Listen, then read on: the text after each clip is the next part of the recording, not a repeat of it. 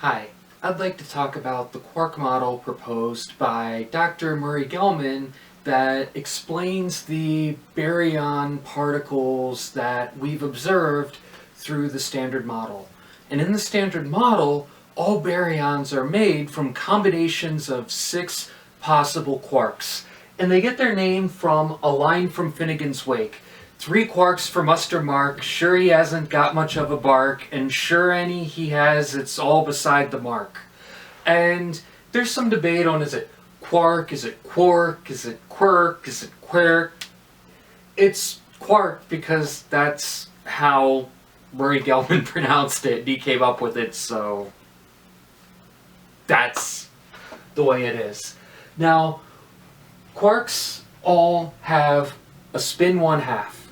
And the normal quarks, up, down, strange, charm, bottom, and top, have a baryon number of 1/3. Because in the baryons that we're used to dealing with, we have 3 real quarks. So you pick 3/3, you pick 3 quarks, you make a baryon. And any combination of 3 quarks is a particle that we could create. Now the quarks themselves have an electrical charge, and the electrical charge is either plus 2/3 of the elementary charge or minus 1/3.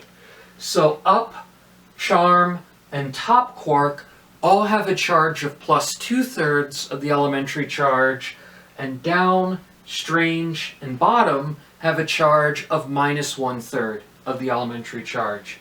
So that means, using the normal quarks, a baryon could have an electrical charge anywhere between -1 and +2.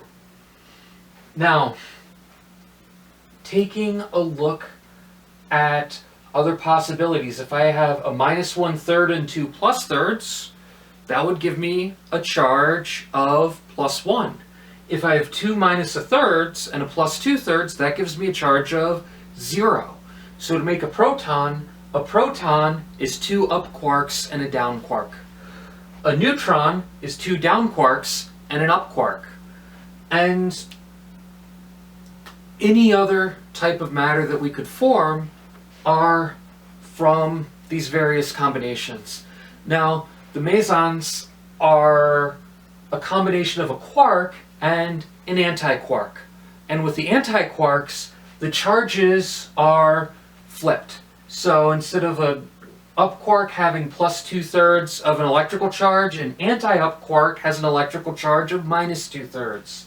And it has a baryon number of minus 1/3. Anti-down quark has an electrical charge of plus 1/3 and a baryon number of minus 1/3.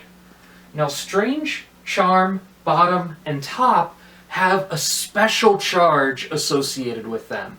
And it's called strangeness for the strange charge, and the strange quark has a strangeness of -1. It's weird, it's strange. Anti-strange has a strangeness of +1. Charm quark, and it got its name because it took so long for physicists to find it, they figured it must have lived a charmed life.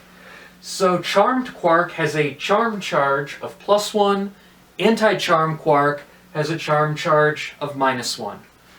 Bottom quark has a bottomness of +1.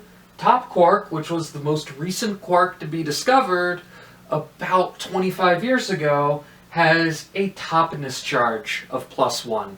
So anti-charm, anti-bottom, anti-top would have anti-charm of -1, anti-bottom of -1, and anti-topness of -1. Yes, I am being serious. This is the substructure as we've described it, and as best we can tell, outside of exotic forms of matter that we refer to as dark matter and dark energy, this seems to be the underpinnings of non-leptonic ordinary matter. Thanks for watching.